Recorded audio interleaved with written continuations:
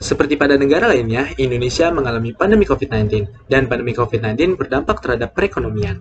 Pandemi COVID-19 menciptakan kebijakan baru, yaitu physical distancing, di mana masyarakat harus menjaga jarak agar tidak tertular virus COVID-19. Adanya physical distancing menciptakan gangguan mobilitas terhadap masyarakat dan sebagian besar para pekerja, sehingga memunculkan permasalahan baru, yaitu penurunan pendapatan pada pemutusan hubungan kerja. Akibatnya, tingkat konsumsi dari masyarakat mengalami penurunan, sehingga menciptakan permasalahan baru, yaitu meningkatnya kemiskinan di Indonesia. Melalui permasalahan tersebut, social entrepreneurship dapat menjadi solusi dalam mengentaskan kemiskinan dan menciptakan kesejahteraan yang berkelanjutan. Secara definisi, social entrepreneur adalah penyelesaian permasalahan sosial melalui pendekatan bisnis. Artinya, pebisnis atau entrepreneur tidak hanya berorientasi pada keuntungan saja, tapi berorientasi pada penyelesaian permasalahan sosial. Kemudian, social entrepreneur dapat kita gali potensinya melalui generasi Z. Secara kuantitas, jumlah generasi Z di Indonesia pada tahun 2019 berkisar 91,2 juta jiwa. Dan kualitas dari generasi Z yaitu sudah di-provide dengan pendidikan, globalisasi, kemajuan teknologi, sifat yang fokus dan serius, dan memiliki open-minded. Sehingga judul dari penelitian kita adalah analisa faktor-faktor yang mempengaruhi intensi menjadi social entrepreneur di kalangan mahasiswa. Saya Ferdi Ranaldi Ramadan beserta Muhammad Pandu Rizky Briawan dan Muhammad Pradidya Dewa Yono Yudiantoro berasal dari Fakultas Ekonomi dan Bisnis ingin mempresentasikan proposal penelitian kami. Rumusan masalah dari penelitian ini adalah apa saja faktor yang mempengaruhi intensi bagi generasi Z untuk menjadi social entrepreneur. Sehingga kami dapat membuat model dari manfaat penelitian tersebut, yaitu hasil penelitian kami ingin kami publikasikan pada jurnal internasional dan maupun jurnal nasional, di mana hasil penelitian ini berguna untuk pemerintah dan masyarakat. Bagi pemerintah, melalui Bappenas, Kemenristek-Dikti, dan Kemenparekraf, ingin membuat program-program untuk generasi Z agar mereka lebih banyak menjadi social entrepreneur.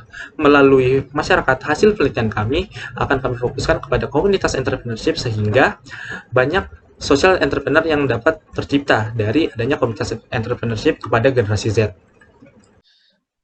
Penelitian yang berusaha mengukur intensi atau perilaku seseorang seringkali menggunakan Theory of Planned Behavior atau TPB, di mana TPB sendiri memiliki 3 komponen. Yang pertama, attitude toward behavior, yaitu sikap dan penilaian individu terhadap sebuah perilaku atau perbuatan.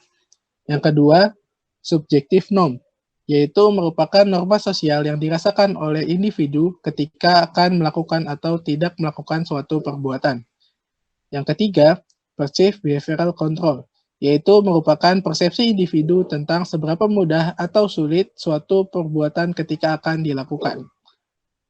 Selanjutnya, dalam membahas intensi social entrepreneurship, di sini Tiwari et al. Menggunakan 3 variabel.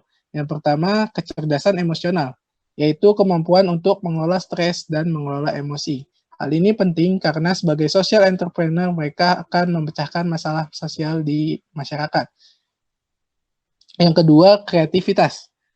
Social entrepreneurship seringkali dikaitkan dengan cara-cara yang kreatif untuk memecahkan masalah sosial melalui pendekatan bisnis. Yang ketiga, kewajiban moral, yaitu perasaan atau keinginan untuk berkontribusi kembali pada masyarakat. Selanjutnya, Chang dan Wanamok menggunakan variabel edukasi kewirausahaan dan jurusan akademis.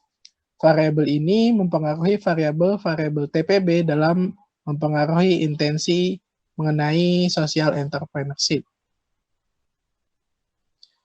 Edukasi kewirausahaan dianggap mempengaruhi kemampuan berpikir dengan meningkatkan kreativitas dan melihat peluang bisnis.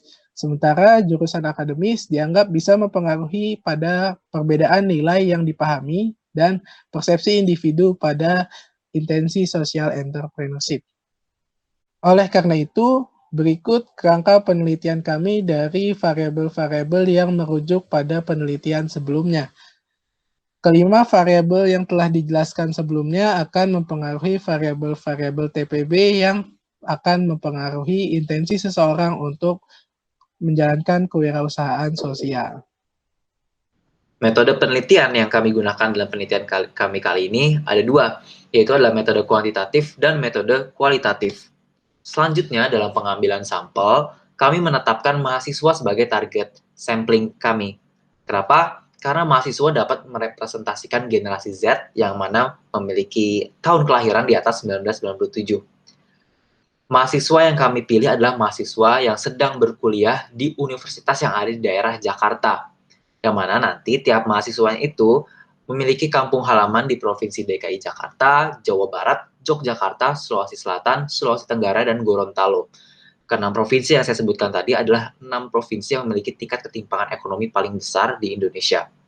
Selanjutnya, untuk menemukan jumlah sampel, kami menggunakan rumus Lovin dan menetapkan 5% sebagai margin of error, sehingga kami menemukan 400 responden adalah jumlah responden yang perlu kami cari, di mana 400 responden itu kami sebar secara merata di tiap provinsi yang sudah kami sebutkan sebelumnya.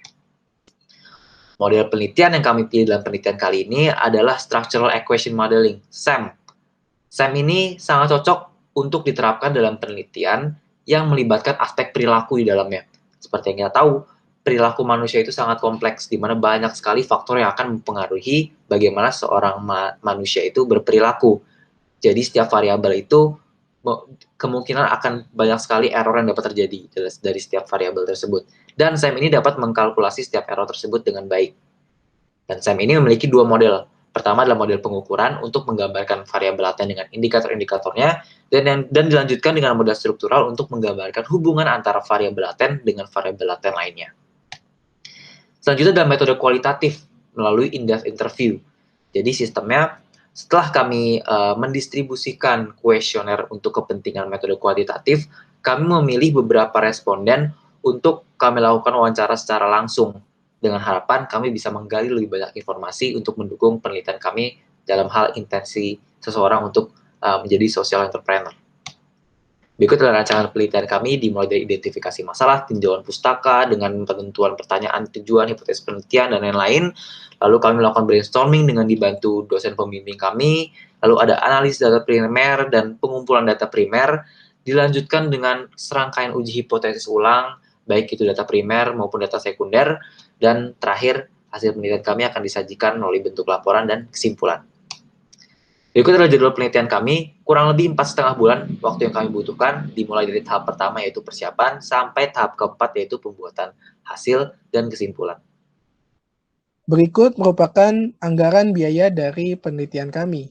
Penelitian kami membutuhkan kurang lebih 11.691.000 yang akan dipergunakan dengan rincian sebagai berikut. Demikian presentasi proposal penelitian kami. Harapannya dengan diketahuinya intensi social entrepreneur akan semakin bertambahnya social entrepreneur yang akan menjadi solusi bagi permasalahan sosial yang ada di Indonesia.